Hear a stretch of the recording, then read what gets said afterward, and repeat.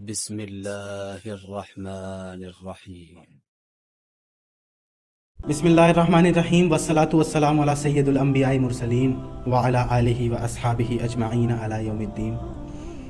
ایک محرم ایک بڑی عظیم شخصیت کی وفات کے اوپر بات کریں گے۔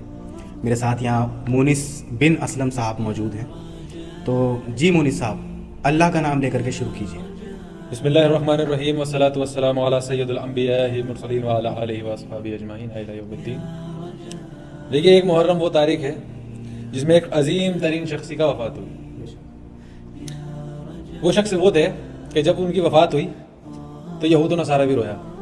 اللہ اکبر۔ وہ شخص وہ تھے کہ اگر ایک یوروپین اسکالر نے بھی کہی تھی یہ بات کہ اگر اس جیسا ایک اور ہوتا تو اسلام پوری دنیا میں قائم ہو چکا ہوتا۔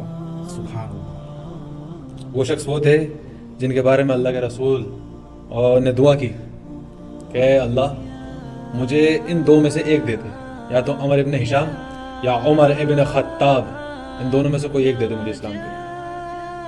یہ ہم ان شخص کی بات کر رہے ہیں جنہوں نے 22 لاکھ مربع میل پہ حکومت کری اور عدل کر کے دکھایا کہ حکومت یا خلافت کیسے ہوتی ہے۔ حکومت اور خلافت میں کیا فرق ہوتا ہے؟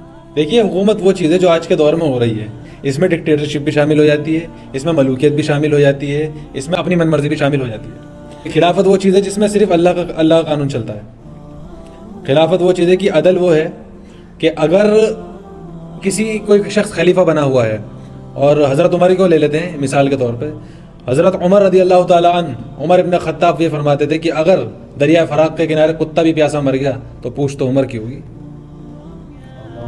یہ خلافت ہے، یہ خلافت ہے۔ خلافت وہ ہے، چھوٹے سے گھر کی مثال لیتے ہیں کہ اگر کسی شخص کو اپنے گھر میں خلافتی قائم کرنی ہے تو اگر وہ شخص 2 شادیاں بھی کرتا ہے تو اسے وہاں بھی عدل کرنا پڑتا ہے۔ یہ گھر کی خلافت ہوتی ہے۔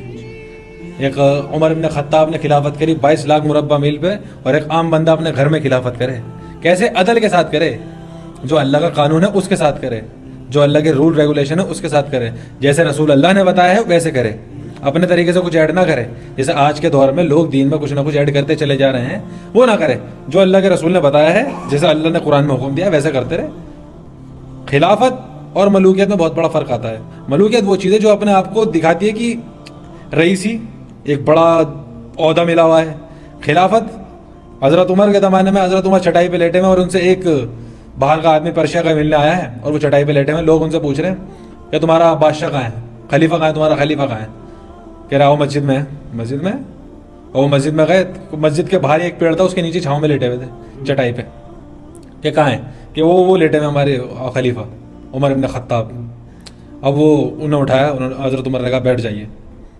کہ پھر اس نے جو باتیں کہی ہیں نا، اس نے واقعی میں وہ باتیں کہی ہیں جو ایک سوچنے والی ہیں اور ذہن میں ڈالنے والی ہے کہ خلافت قائم کیسے ہوتی ہے، اور خلافت جس بندے کے ہاتھ میں اسے کیسے رہنا چاہیے۔ اس شخص نے پوچھا، واقعی عمر میں بڑے بڑے لوگوں سے ملنے گیا ہوں، میں نے بڑے بڑے لوگوں کو دیکھا ہے، بڑے بڑے لوگوں نے باڈی گارڈ رکھ رکھے ہیں، بڑے بڑے لوگوں نے محل میں رہ رہے ہیں، تم جس نے رومن پرشیا اکھاڑ کے رکھ دی، جس نے روم کو جو کب سے سلطنت اپنی قائم کر کے بیٹھے تھے ان کے لیے، اب مجھے سمجھ آیا کہ تم نے کیسے اکھاڑا ان سب کو، کہ لوگ اتنا کمانے کے بعد چین سے نہیں سو پاتے اور تم ایک آرام سے کھلے میں سو رہے ہو، کیونکہ تم اپنے لیے کام نہیں کر رہے، تم اللہ کے دین کے لیے کام کر رہے ہو۔ ترمذی شریف میں ایک حدیث ملتی ہے، حدیث نمبر 3686، قال رسول اللہ صلی اللہ علیہ وسلم ما قان نبی لقان عمر ابن الخطاب، میرے بعد کوئی نبی نہیں، اگر ہوتا تو عمر ہوتا۔